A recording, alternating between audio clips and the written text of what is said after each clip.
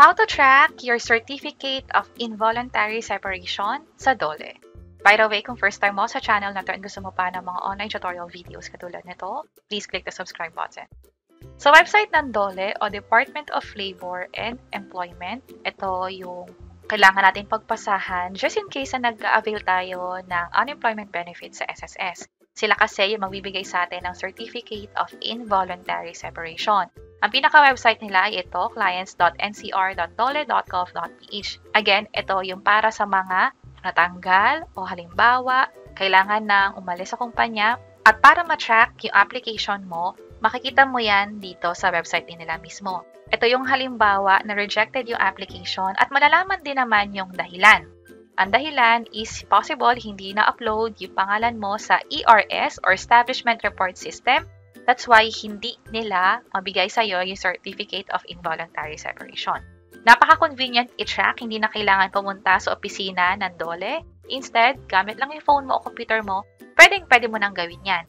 At gamit yung tracking number na makukuha mo.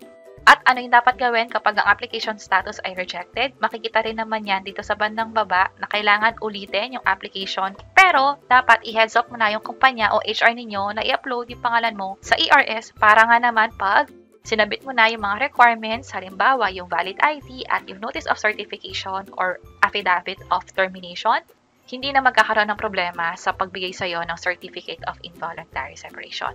So, paano nga ba ito gawin? Bali, ang kailangan lang ay pumunta sa website at mag-file. Kapag nakapag-file na, nakompleto na itong lahat ng pangalan at maging yung sa pag-upload ng mga document, makakakuha kayo ng tracking number.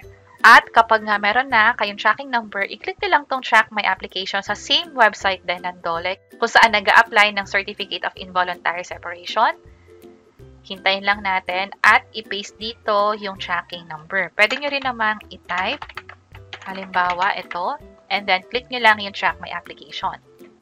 Medyo matagal lang siya, hindi naglo-load, parang walang nangyayari, akala mo frozen. Pero, ang dapat nyo lang gawin ay maghintay lang talaga at makikita nyo dito kung kailan in-apply, ano yung tracking number, kung ano yung status, at ano din yung reason kung bakit na-reject at ano yung dapat gawin.